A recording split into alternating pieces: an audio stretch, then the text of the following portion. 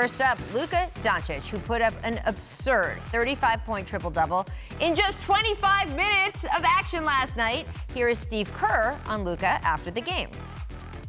He was awful. He didn't impress me at all. He was fantastic. Tough to lose by 48 points, but a break here or there, and it only would have been 42. So that's how we have to look at it. Nobody caught the sarcasm there? I did. Trying to be funny here, guys. I do want like a Steve Kerr compilation tape after this season. Zach, is Luka's Monster Night something, nothing, or everything? Everything. It's everything. This is ridiculous what this guy is doing. Luka Doncic looks not a star, not an all-star. This version of Luka Doncic looks like a generational superstar. And that is frankly unexpected at this stage in his career. The Hawks never expected it, period. This is not just an all-star. This looks like a generational superstar, so everything. I actually agree with you. I expected you to be like no, more. This is everything, man. He's becoming my favorite. Really? Wow. Yeah, Wow. He is becoming my favorite. Like, I actually like tuning in and watching this kid because he does everything. And it's crazy that the pace that he plays with, he's able to be so effective. He's not the quickest, he's not the fastest, he's not the most athletic, but he's such a cerebral player. And with Steph being out, I know Kyrie is out right now, Westbrook is still playing. I'm gonna say this. He is the best point guard in the game right now, with Steph being out. Damn. He's the best point guard. You are usually so reserved to give someone the mantle. Man. I expected you to give this another half season. No, I'm saying right now.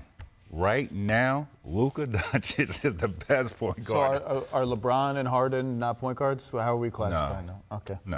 Right. No. I mean, point forward for LeBron, Point right? something. And then James is just kind of whatever he wants. Yeah. There you go. Next up, I want to get to the Spurs. They have lost 7 straight last night. That is Greg Popovich's longest losing streak and longest losing streak for the Spurs since the tank era. The David Robinson is injured, really injured more than you think year. Here's Coach Pop explaining what happened. If you score 132 points, you should probably have a pretty good chance to win a game. The bad news is that if you give up 138, you're probably not going to win. I'm just guessing. I'm a really smart guy. I'm figuring that's logical. It's that Pop Kerr coaching tree. They're just, fun guys. Is this streak something, nothing, or everything? Oh, this is something. The 4 horsemen are gone. Tim Duncan, Manu, Tony, and Kawhi, they're gone. So it's a new era. And leading that charge is LaMarcus Aldridge and DeMar DeRozan. And it hasn't worked out.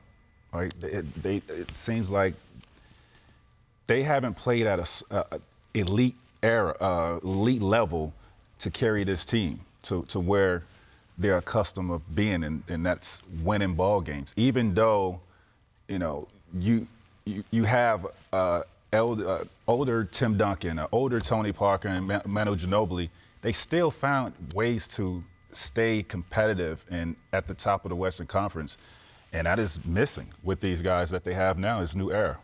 I think it's more than something. I think it's everything. The Spurs won 48 games last year. They almost won a playoff series. Mm-hmm. They got DeJounte Murray back. Yeah, they lost Davis Bertans and the Marcus Morris fiasco and all that. Should be. Like, they're 5-10 and they're awful. Like, this is so unexpected. I thought the Spurs would be good this year. That's a long season. The Spurs always get better as the season goes along, but it's shocking how bad they've been. And they, to your point, the numbers show it for the second year in a row. They're bad when DeRozan and Aldridge are on the floor together, and that's a problem. Yeah, and the Derek White, DeJounte Murray backcourt hasn't looked like what we thought it would look like. It could be everything if this is the end of the Spurs era as we know it, because there might be a point before the trade deadline where they decide, you know what, we got to sell off either way. DeMar's contract is up, right, at the end of this season? It's player option. Player option that he can opt out. Is Pop going to want to stick through a rebuild at this point in his career? Maybe this could be a serious changing of the guard for this team, both on the bench and on the court.